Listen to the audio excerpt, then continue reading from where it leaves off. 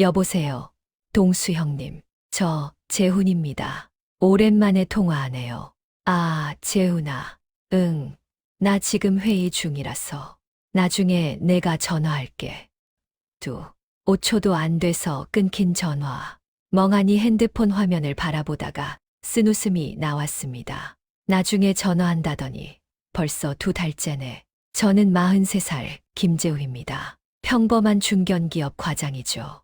20년 넘게 함께해온 형님들을 모두 잃었습니다. 싸운 적도 없고 돈 문제가 있었던 것도 아니며 뒤에서 욕한 적도 없는데 말이죠. 그런데 어느 날 정신을 차려보니 제 카톡방은 고요했고 주말 골프 약속도 끊긴 지 오래였습니다. 도대체 제가 뭘 잘못한 걸까요?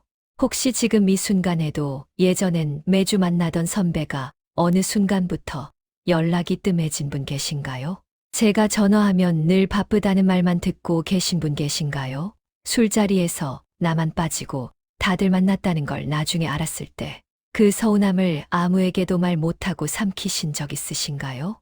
오늘 이 이야기를 끝까지 보시지 않으면 어쩌면 당신의 소중한 사람도 지금 이 순간 조용히 떠나고 있을지 모릅니다. 하지만 다행히 방법이 있습니다. 딱 4가지만 알면 평생 사람들을 곁에 둘 수 있거든요. 저처럼 뒤늦게 후회하지 않으시길 바라는 마음으로 아무에게도 말하지 못했던 제 이야기를 꺼내볼게요. 제 43번째 생일날 아침이었습니다. 눈을 떴는데 핸드폰이 너무 조용하더라고요. 예전 같으면 새벽부터 카톡이 울렸거든요. 재훈아, 생일 축하한다. 저녁에 한잔할까?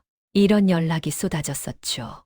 그런데 그날은 아침 8시가 지나고 9시가 지나고 10시가 되어도 카톡 알림음은 한 번도 울리지 않았습니다. 혹시 내가 날짜를 착각했나 싶어서 캘린더를 확인해 봤는데 분명 제 생일이 맞더라고요. 그제야 이상한 기분이 밀려왔습니다. 마치 세상 모든 사람들이 저를 잊어버린 것 같은 그런 서늘한 느낌이었죠. 저는 젊을 때 인맥이 정말 넓었습니다. 대학 선배 모임, 군대 동기 모임, 회사 골프 모임, 사내 축구 동호회까지.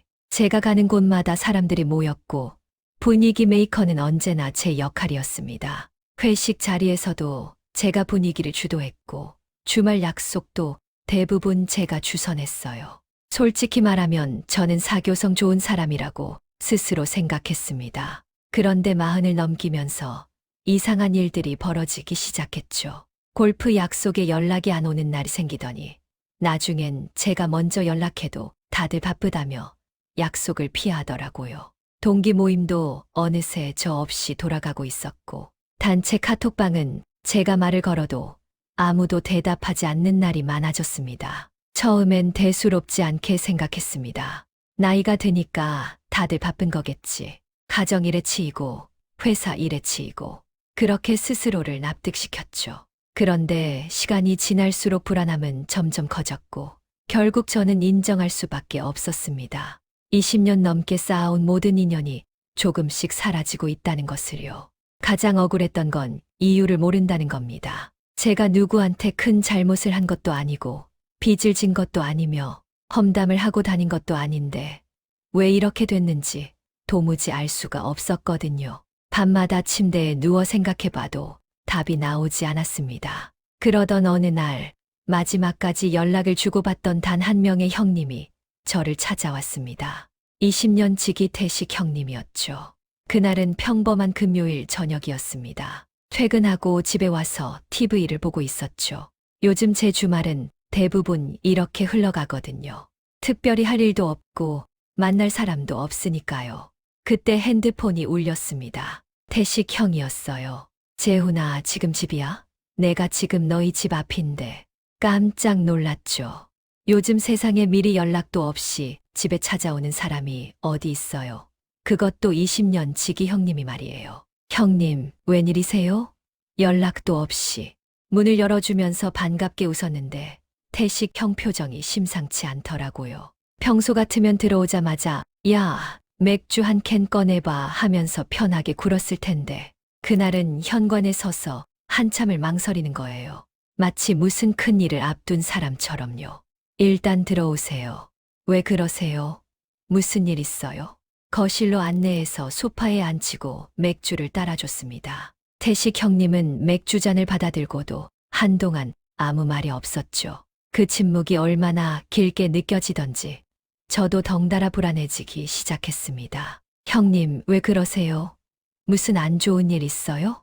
그제야 태식 형이 고개를 들고 저를 똑바로 쳐다보더라고요. 그 눈빛이 참 묘했습니다. 슬픈 것 같기도 하고, 미안한 것 같기도 하고, 뭔가 단단히 결심한 것 같기도 하고요.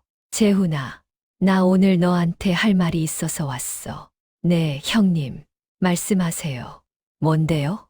근데 내가 하는 말 듣고 화내지 마.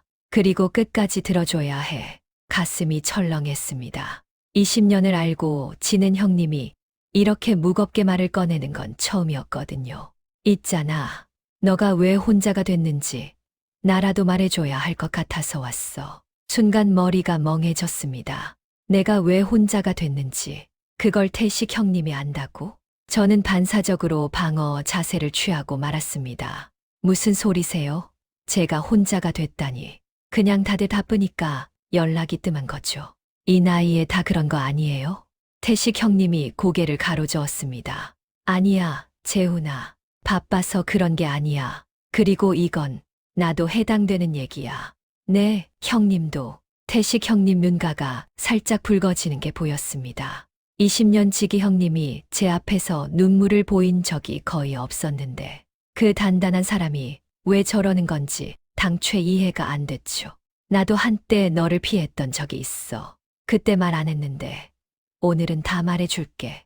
심장이 쿵쿵 뛰었습니다. 태식 형님 얼굴을 바라보는데 머릿속이 하얘지더라고요. 형님, 그게 무슨 말씀이세요? 제가 뭘 어떻게 했길래? 저도 모르게 목소리가 높아졌습니다.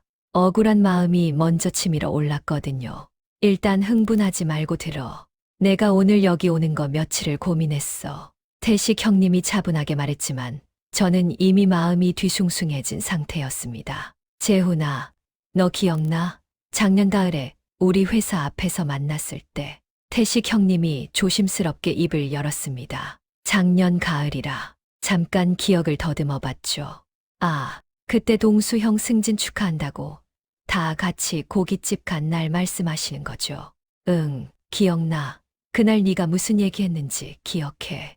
솔직히 기억이 잘 안 났습니다. 그냥 오랜만에 만나서 이런저런 얘기 나눴던 것 같은데 뭘 그리 대단한 말을 했다고 그러는 건지 모르겠더라고요. 글쎄요. 그냥 일상 얘기했죠. 회사 얘기도 하고 아들 얘기도 하고 태식 형님이 고개를 끄덕이더니 말을 이었습니다. 그래, 맞아. 근데 그 일상 얘기가 문제였어. 뭐가요? 너 그날 아들이 영재원 들어갔다고 했잖아. 그리고 와이프가 외제차 바꿨다고 했고 네가 회사에서 신규 프로젝트 PM 맡았다는 얘기도 했어. 작년 연봉 인상률이 15%였다고도 하고 듣고 보니 그랬던 것 같기도 했습니다. 근데 그게 뭐 어때서요? 그냥 우리 집 사는 얘기 한 건데요. 그게 왜 형님들 사이에 그런 얘기도 못해요? 태식 형이 잠시 말을 멈췄습니다. 그리고 저를 가만히 바라보더니 조용히 물었죠. 재훈아, 너 동수형 형편 알아? 동수형요? 동수형은 회사 다니시잖아요.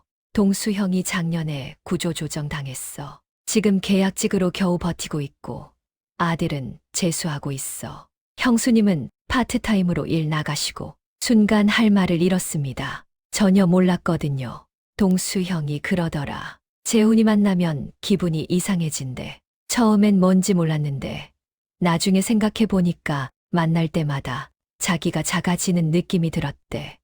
제가 뭘 어쨌길래요? 네가 밥 사면서 늘 네 얘기를 했잖아.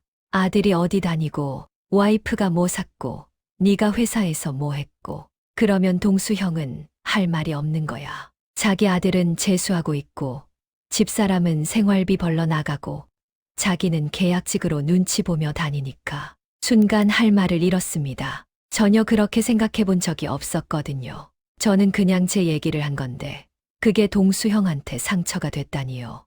저는 자랑하려고 그런 게 아니었어요. 진짜 그냥 일상 얘기였다고요. 알아. 너한텐 일상이었지. 근데 재훈아, 듣는 사람한테는 달랐어. 태식 형님이 제 어깨를 잡았습니다. 동수 형만 그런 게 아니야. 진수 형도 그랬어. 민석이도 마찬가지고. 그들이 나한테 몰래 그러더라. 재훈이 만나고 오면 왜 이렇게 기분이 가라앉는지 모르겠다고. 머릿속이 복잡해졌습니다. 형님들이 나를 만나고 기분이 안 좋아졌다니. 그게 말이 돼요? 난 정말 몰랐어요. 자랑하려고 한 게 아니었다고요. 나도 근데 있잖아. 심리학에서 그런 말이 있대. 사람이 선후배 사이에서 느끼는 가장 큰 스트레스가 뭔지 알아? 뭔데요? 비교당하는 느낌이래. 누가 대놓고 비교 안 해도 대화 속에서 자연스럽게 비교가 되면 마음이 힘들어진대. 특히 친한 사이일수록 더 그렇대. 태식 형님이 맥주를 한 모금 마시고 나서 조심스럽게 입을 열었습니다. 재훈아, 두 번째는 말하기가 좀 그런데 그래도 해야 될 것 같아. 첫 번째 이야기만으로도 충분히 충격이었는데 아직 더 있다니 마음이 무거워지더라고요. 그래도 이왕 듣기 시작한 거 끝까지 들어야겠다 싶어서 고개를 끄덕였죠. 말씀하세요. 다 들을게요. 너 있잖아. 모임에서 항상 소식통이었잖아. 누가 어떻고, 누구네 회사가 어떻고, 누구 와이프가 어떻고, 그런 거 항상 네가 제일 먼저 알고 있었잖아. 맞습니다. 저는 형님들 사이에서 늘 정보가 빠른 편이었거든요. 동기 모임에서도 제가 아는 소식이 많다 보니까 자연스럽게 이런저런 얘기를 전해주는 역할을 했죠. 그게 어때서요? 형님들끼리 소식 나누는 거잖아요. 소식 나누는 거랑 뒷담화는 달라. 재훈아. 뒷담화요? 저는 언제 누구 흉을 봤다고요? 저는 순간 발끈했습니다. 제가 언제 누구 흉을 봤다고요? 나 뒷담화 한 적 없어요. 그냥 누가 요즘 힘들대. 누구네 아들이 취업 못했대. 그런 얘기한 거지. 그게 뒷담화야. 태식 형님이 한숨을 쉬더라고요. 그 한숨에 담긴 무게가 느껴져서 저도 모르게 목소리가 작아졌습니다. 재훈아, 너는 그렇게 생각하겠지. 근데 듣는 사람 입장에서 생각해봐.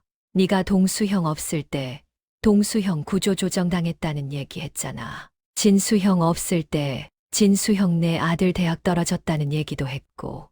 그건 걱정돼서 한 얘기예요. 알아. 너는 걱정이었겠지. 근데 그 얘기 듣는 사람은 어떻게 생각하겠어? 태식 형님이 저를 똑바로 쳐다봤습니다. 내가 없으면 내 얘기도 저렇게 하겠구나. 다들 그렇게 생각한 거야. 머리를 한 대 맞은 것 같았습니다. 전혀 그렇게 생각해 본 적이 없었거든요. 저는 그냥 형님들 소식을 공유한 거였는데 듣는 사람들은 불안했던 거예요. 자기 얘기도 이렇게 돌아다니고 있겠구나 하고요. 민석이가 나한테 그랬어. 재훈이 만나면 입 조심해야 될 것 같다고. 혼잣말이라도 했다가 온 동네에 소문 날 것 같다고. 그 말이 비수처럼 가슴에 꽂혔습니다. 제가 그렇게 보였다니. 형님들 걱정해서 한 말들이 전부 뒷담화로 들렸다니요. 근데 형님, 저 진짜 나쁜 마음으로 한 적 없어요. 진짜예요. 알아. 나도 근데 있잖아. 심리학에서 간접 공격이라는 말이 있대. 직접 욕하는 게 아니라 걱정인 척, 안타까운 척 하면서 남 얘기를 퍼뜨리는 거. 말하는 사람은 나쁜 의도가 없어도 듣는 사람은 불신이 쌓인대. 태식 형님이 잠시 말을 멈추더니 다음 말을 꺼내기가 힘든 듯 입술을 깨물었습니다. 솔직히 말할게. 나도 한때 너를 피했어. 뭐요? 형님도. 응. 한 2년 전쯤인가. 네가 나한테 진수형 와이프 얘기를 하더라. 명절에 시댁 안 왔대나 뭐래나. 그때 나 속으로 이런 생각 들었어. 태식 형님이 천천히 말을 이었습니다. 재훈이가 나 없을 때 내 얘기도 이렇게 하고 다니겠구나. 우리 집사람 얘기도, 우리 집안 얘기도. 가슴이 답답해지더라고요. 가장 가까운 형님조차 나를 그렇게 생각했다니요. 그래서 한동안 네 전화 피했어. 만나기가 부담스럽더라고. 뭔 말을 했다가 어디 가서 다른 사람한테 전해질까봐. 저는 할 말을 잃었습니다. 태식 형님한테 그런 마음을 안겨줬다는 것도 충격이었지만 나도 모르는 사이에 형님들 마음에 불신의 씨앗을 심고 다녔다는 게 너무 부끄러웠거든요. 태식 형님은 제가 어느 정도 진정되기를 기다렸다가 세 번째 이야기를 꺼냈습니다. 재훈아, 세 번째는 좀 다른 얘기야. 이건 내가 직접 느낀 거거든. 태식 형님 목소리가 한층 더 조심스러워졌습니다. 뭔데요? 말씀하세요. 너 기억나? 한 4년 전에 네가 회사에서 팀장 승진 탈락하고 나서 한동안 우리가 일주일에 2~3번씩 통화했잖아. 기억납니다. 그때 팀장 승진에서 떨어지고 몸도 마음도 완전히 바닥이었거든요. 게다가 집사람은 저한테 위로는커녕 월급 얘기만 하고 아이들은 학원비 얘기만 꺼내고요. 그때 정말 억울하고 서러워서 태식 형님한테 전화를 많이 했었죠. 응, 기억나요. 그때 형님이 많이 들어주셨잖아요. 고마웠어요. 응, 나도 네가 힘든 거 알았으니까 들어줬지. 근데 재훈아, 태식 형이 말끝을 흐리더라고요. 뭔가 말하기 힘든 게 있는 것 같았습니다. 근데 뭐요? 솔직히 말할게. 그때 네 전화 오면 받기 싫어. 심장이 덜컥 내려앉았습니다. 가장 힘들 때 기대고 있던 형님이 사실은 제 전화를 받기 싫어했다니요. 왜요? 제가 뭘 잘못했어요? 잘못이라기보다는 너무 힘들었어. 나도. 태식 형님이 천천히 설명하기 시작했습니다. 처음엔 당연히 들어줘야지 했어. 후배가 힘든데 당연한 거잖아. 근데 일주일이 지나고 한 달이 지나고 석 달이 지나도 똑같은 얘기가 반복되더라. 회사에서 얼마나 억울한지, 집사람이 얼마나 이해를 못 해주는지, 아이들이 얼마나 무심한지 저는 아무 말도 못했습니다. 그게 사실이었으니까요. 재훈아, 나도 그때 우리 아버지 요양원 보내고 마음이 안 좋았거든. 근데 너한테 내 얘기는 꺼낼 수가 없었어. 왜요? 네가 전화하면 바로 네 얘기가 시작되니까. 형님 안녕하세요 하고 인사하면 바로 아이고, 형님, 오늘도 정말 힘들었어요 하면서 시작되잖아. 내가 뭔 말할 틈이 없었어. 그 말을 듣는 순간 머리를 한 대 맞은 것 같았습니다. 생각해보니 정말 그랬거든요. 저는 제 얘기를 쏟아내느라 태식 형님이 어떻게 지내는지 물어본 적이 거의 없었어요. 근데 그게 나만 그런 게 아니야. 동수 형도 그랬어. 동수 형도요? 응, 동수 형이 나한테 그러더라. 재훈이 전화 오면 먼저 핸드폰 화면 보고 한숨부터 나온대.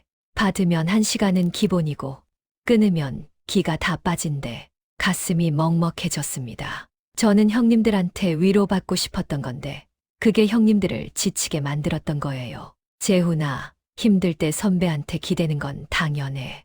근데 그게 매번 반복되면 선배도 힘들어져. 태식 형님이 제 어깨를 잡았습니다. 심리학에서 그런 연구가 있대. 부정적인 감정을 계속 들으면 듣는 사람 뇌에서 스트레스, 호르몬이 분비된대. 처음엔 공감하다가도 반복되면 몸이 먼저 반응해서 피하게 된다나 봐. 저는 형님들을 감정의 쓰레기통으로 쓴 거였습니다. 힘들 때 잠깐 기대는 게 아니라 만날 때마다 제 짐을 쏟아붓고 갔던 거죠. 나만 힘든 줄 알았어요. 다들 잘 사는 줄 알았고. 아니야, 우리도 다 힘들어. 근데 너는 그걸 물어본 적이 없잖아. 그제야 깨달았습니다. 저는 닫기만 했지 주려고 한 적이 없었다는 거요. 태식 형은 마지막 4번째 이야기가 남았다며 잠시 숨을 골랐습니다. 마지막은 뭔데요? 이건 사실 제 말하기 어려운 건데. 재훈아, 너 조언 많이 하잖아. 조언이요. 저는 잠시 생각해 봤습니다.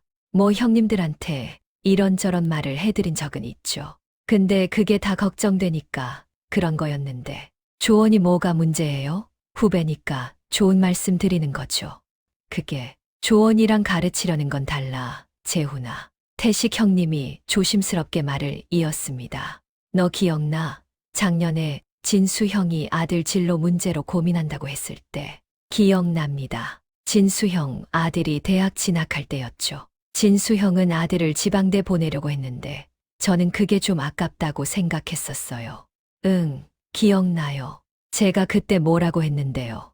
너 그때 이렇게 말했어. 형님, 그건 아니죠. 요즘 세상에 대학이 얼마나 중요한데요. 제가 좀 더 알아보고 형님한테 말씀드릴게요. 그러고 나서 좋다는 학과, 이름 선어, 걔를 막 읊었잖아. 저는 좋은 마음으로 한 말이었거든요. 진수 형 아들 미래가 중요하니까 제가 아는 정보를 알려드린 거죠. 그게 뭐가 문제예요. 진수 형 도와드리려고 한 건데 태식 형이 고개를 저었습니다. 진수 형이 나한테 나중에 그러더라. 재훈이 만나면 꼭 내가 뭘 잘못하고 있는 것 같은 기분이 든대. 뭐요? 제가. 언제? 너는 모르겠지. 근데 너 말투가 그래. 그건 아니죠. 잘못 생각하시는 거예요. 제 말대로 해보세요. 이런 식으로 말하거든. 순간 뜨끔했습니다. 솔직히 저는 그런 말 자주 했거든요. 근데 그게 다 형님 걱정해서 그런 거잖아요. 그게 다 진수 형 잘 되라고 한 말인데요. 알아. 근데 재훈아, 진수 형이 그때 원했던 게 뭔지 알아? 뭔데요? 그냥 들어주는 거. 아이고, 고민이 많으시겠어요. 힘드시겠다. 이 한마디면 된대. 근데 너는 항상 해결책을 제시하잖아. 그것도 네 기준으로. 태식 형 말을 듣고 보니 저도 모르게 형님들을 가르치려 들었던 것 같더라고요. 내가 아는 게 더 많으니까, 내 판단이 맞으니까. 그래서 알려드려야 한다고 생각했던 거죠. 동수 형도 그랬어. 동수 형이 회사 문제로 힘들어 하실 때 조언 좀 해드렸잖아. 그때 동수 형이 뭐라고 했는지 알아? 뭐라고 하셨는데요. 재훈이가 날 무시하는 것 같아. 내가 뭘 모르는 애송이처럼 취급하는 느낌이야. 그러시더라. 그 말이 너무 충격이었습니다. 저는 동수 형을 무시한 적이 없거든요. 오히려 걱정돼서 말씀드린 건데 동수 형은 무시당했다고 느끼셨다니요. 재훈아, 선배는 선생님이 아니야. 부모도 아니고 선후배한테 필요한 건 정답이 아니라 그냥 곁에 있어주는 거야. 태식 형님이 제 어깨를 잡았습니다. 네가 아무리 옳은 말을 해도 그 방식이 틀리면 상처가 돼. 조언이라는 게 결국 나는 알고 너는 모른다는 뜻이거든. 그걸 반복해서 들으면 자존심이 상해. 저는 고개를 떨궜습니다. 20년 동안 형님들을 걱정한다고, 도와드린다고 생각했던 제 말들이 전부 상처였다니요. 저는 형님들 위에 서서 내려다보고 있었던 거예요. 그것도 모른 채로. 그래서 다들 저를 떠난 거예요. 태식 형님이 천천히 고개를 끄덕였습니다. 떠났다기보다 지친 거지. 너 만나면 비교당하고 뒷담화 걱정되고 감정 쏟아내는 거 받아주고 조언까지 들어야 하니까. 만나고 나면 기분이 좋지 않으니까. 네 가지 이야기가 끝나고 저는 한동안 아무 말도 할 수가 없었습니다. 태식 형이 일어나면서 말했습니다. 재훈아, 나 이제 가볼게. 오늘 한 말들 너무 상처받지는 마. 저는 태식 형님을 현관까지 배웅했습니다. 문을 열어주면서 물었죠. 형님, 근데 형님은 왜 아직 제 곁에 계세요? 다른 형님들은 다 떠나셨는데. 태식 형님이 멈춰서더니 저를 바라봤습니다. 그리고 빙긋 웃으면서 말하더라고요. 네가 변할 수 있다고 믿으니까. 그리고 솔직히 나도 완벽하지 않거든. 그 말을 듣는 순간 눈물이 핑 돌았습니다. 20년 지기 관계가 이렇게 끝나는 게 아니라 다시 시작될 수 있다는 희망이 느껴졌거든요. 고맙습니다, 형님. 진심으로. 태식 형남이 돌아간 뒤 저는 한참을 거실에 앉아 있었습니다. 머릿속에서 태식 형이 한 말들이 계속 맴돌더라고요. 과시, 뒷담화, 감정 쏟아내기, 가르치려는 태도. 이 네 가지가 20년 인맥을 무너뜨렸다니 받아들이기가 쉽지 않았죠. 그런데 이상하게도 화가 나지는 않았습니다. 오히려 마음 한구석이 시원한 느낌이었죠. 그동안 왜 형님들이 멀어졌는지 몰라서 답답했는데 이제야 그 이유를 알게 됐으니까요. 그래, 늦었지만 이제라도 알았으니까 바꿔보자. 그날 밤 저는 작은 수첩을 꺼내서 네 가지를 적었습니다. 첫 번째, 내 얘기하기 전에 상대방 얘기 먼저 묻기. 전화할 때 형님, 요즘 어떻게 지내세요? 이 한마디를 먼저 하기로 했습니다. 그동안 저는 인사말이 끝나기도 전에 제 얘기부터 쏟아냈거든요. 두 번째, 남의 소식 전하고 싶을 때 3초만 참기. 그 3초 동안 생각해 보기로 했습니다. 내가 없을 때 이 사람이 내 얘기를 이렇게 하면 기분이 어떨까? 이거 한 번만 떠올리면 입이 쉽게 안 떨어지겠더라고요. 세 번째, 힘들 때 무작정 쏟아내지 말고 먼저 물어보기. 형님, 제가 오늘 좀 힘든 일이 있었는데 잠깐 들어주실 수 있으세요? 이렇게 허락을 구하는 거죠. 그래야 상대방도 마음의 준비를 할 수 있으니까요. 네 번째, 조언하고 싶을 때 그랬구나 먼저 말하기. 형님이 고민을 털어놓으시면 바로 해결책을 제시하지 말고 일단 공감부터 하기로 했습니다. 아이고, 그랬구나. 많이 힘드셨겠어요. 이 말 한마디가 100마디 조언보다 낫다는 걸 이제야 알겠더라고요. 수첩에 네 가지를 적고 나니 마음이 조금 가벼워졌습니다. 물론 하루아침에 달라지긴 어렵겠죠. 평생 동안 굳어진 습관인데요. 그래도 의식하고 노력하면 조금씩은 나아질 거라고 믿었습니다. 여러분도 혹시 오늘 제 이야기를 들으면서 떠오르는 얼굴이 있으신가요? 언젠가부터 연락이 뜸해진 선배, 전화하면 바쁘다고만 하는 후배, 모임에서 나만 빠지고 만났다는 걸 나중에 알았을 때 혹시 내가 모르는 사이에 그 사람 마음에 상처를 준 건 아닐까요? 아직 늦지 않았습니다. 오늘부터 작은 것 하나만 바꿔보시면 어떨까요? 그리고 저는 드디어 오랫동안 미뤄뒀던 전화를 걸기로 결심했습니다. 전화를 걸기로 결심은 했는데 막상 핸드폰을 손에 들자 손가락이 얼어붙더라고요. 누구한테 먼저 전화해야 하지? 뭐라고 말해야 하지? 머릿속이 복잡해져서 일단 전화번호부를 천천히 내려봤습니다. 고, 노, 덜.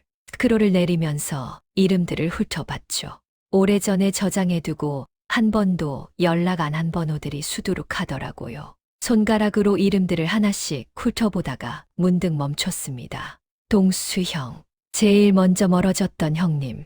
구조조정당하고 계약직으로 버티시는 형님. 제가 밥 살 때마다 우리 집 자랑을 늘어놓았던 그 형님. 통화 버튼 위에 손가락을 올렸다 뗐다를 3번이나 반복했습니다.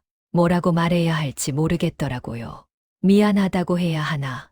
그동안 왜 연락 안 했냐고 물어야 하나? 아니면 그냥 안부만 물을까? 한참을 망설이다가 태식 형님이 했던 말이 떠올랐습니다.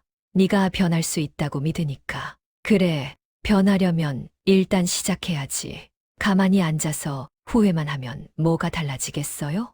손가락이 떨렸지만 동수형 번호를 눌렀습니다. 신호음이 갔습니다. 1번, 2번, 3번. 안 받으시면 어쩌나 싶었는데 4번째 신호음에 전화가 연결됐습니다. 여보세요? 동수형 목소리가 들리는 순간 눈물이 왈칵 쏟아질 것 같았습니다. 그 익숙한 목소리가 얼마나 그리웠는지 그제야 알겠더라고요. 형님, 저예요. 재훈이요. 잠시 침묵이 흘렀습니다. 동수형이 뭐라고 하실까? 혹시 바쁘다고 끊어버리시면 어쩌나. 온갖 생각이 머릿속을 스쳤죠. 재훈아. 웬일이야? 다행히 동수형 목소리에는 거부감이 없었습니다. 오히려 반가워하시는 것 같기도 했죠. 저는 용기를 내서 말했습니다. 그냥 목소리 듣고 싶어서요. 형님, 요즘 어떻게 지내세요? 그렇게 시작된 통화는 40분이나 이어졌습니다. 근데 이번에는 달랐습니다. 제 얘기보다 동수형 얘기를 더 많이 들었거든요. 동수형 아들이 올해 대학 합격했다는 것, 요즘 허리가 안 좋아서 병원 다니신다는 것, 회사에서 정규직 전환 얘기가 나오고 있다는 것. 저는 조언하고 싶은 마음을 꾹 참고 들었습니다. 형님, 많이 힘드셨겠어요. 제가 이렇게 말하니까 동수형이 한참 말이 없으시더라고요. 그러다가 작게 웃으시면서 말씀하셨습니다. 재훈아, 너 좀 달라졌다. 그 말 한마디가 어찌나 고맙던지요. 제가 조금은 변하고 있구나. 이렇게 하면 되는 거구나 싶었습니다. 전화를 끊고 나서 창밖을 바라봤습니다. 저녁 노을이 붉게 물들고 있었죠. 공자께서 그러셨대요. 허물이 있으면 고치기를 꺼리지 말라고. 저는 20년이나 걸렸지만 이제야 제 허물을 보게 됐습니다. 그 뒤로 저는 조금씩 달라지기 시작했습니다. 일주일에 한 번씩 형님들한테 전화를 걸었죠. 처음엔 어색했습니다. 상대방도 저도요. 근데 신기하게도 제가 먼저 형님, 요즘 어떻게 지내세요? 하고 물으니까 형님들이 조금씩 마음을 열으시더라고요. 진수 형한테 전화했을 때 진수 형이 그러시더라고요. 재훈아, 오랜만이다. 근데 왜 전화했어? 저는 솔직하게 말씀드렸습니다. 그동안 제가 좀 이상하게 굴었던 것 같아서요. 앞으로는 잘할게요. 진수 형이 한참 웃으시더니, 야, 뭘 그런 걸 가지고 그래.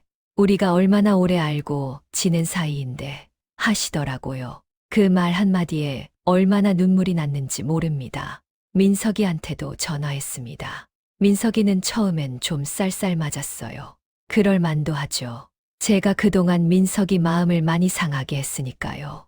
근데 저는 포기하지 않았습니다. 한 달에 두세 번씩 안부 전화를 했고, 만날 때마다 민석이 얘기를 먼저 물었죠. 석 달쯤 지나니까 민석이가 먼저 전화를 하더라고요. 형, 우리 언제 술 한잔 할까요? 그때 얼마나 기뻤는지 모릅니다. 물론 모든 관계가 다 회복된 건 아닙니다. 여전히 연락이 안 되는 형님도 계시고, 만나도 예전 같지 않은 사이도 있습니다. 그래도 괜찮습니다. 모든 걸 되돌릴 순 없지만 지금이라도 노력하는 게 중요한 거니까요. 여러분, 오늘 제 이야기를 끝까지 들어주셔서 감사합니다. 제가 20년 동안 형님들 마음에 상처를 준 줄도 모르고 살았다는 게 정말 부끄럽지만 이렇게 말씀드리는 건 여러분은 저처럼 뒤늦게 후회하지 않으셨으면 하는 마음에서입니다.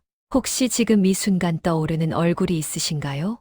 언젠가부터 연락이 뜸해진 선배, 전화해도 바쁘다고만 하는 후배, 나만 빼고 모임하는 것 같은 동료, 혹시 내가 모르는 사이에 그 사람 마음에 상처를 준 건 아닐까요? 지금 당장 그 사람한테 전화해 보시는 건 어떨까요? 거창한 말 필요 없습니다. 그냥 목소리 듣고 싶어서 전화했어. 이 한마디면 충분합니다. 그 한마디가 20년 인연을 살릴 수도 있거든요. 사람을 잃는 건 한순간이지만 되찾는 건 한 통의 전화로도 시작될 수 있습니다. 나이 들어서 곁에 사람이 있다는 것. 그게 인생에서 가장 큰 복입니다. 돈보다도 건강보다도 어쩌면 가족보다도요. 아무 조건 없이 내 편이 되어주는 사람. 말 안 해도 내 마음 알아주는 사람. 그런 사람이 곁에 있다는 게 얼마나 큰 행운인지 저는 잃어보고 나서야 알았습니다. 여러분은 저처럼 늦지 않으셨으면 좋겠습니다. 아직 늦지 않았습니다. 오늘, 지금 이 순간이 가장 빠른 때니까요. 오늘도 당신의 남은 인생을 진심으로 응원합니다. 감사합니다. 여러분도 연락이 끊긴 옛 지인이 있으신가요? 댓글 남겨주세요. 부끄럽지만 용기를 내서 연락 한번 해보는 게 맞다며 좋아요 한번 눌러주세요.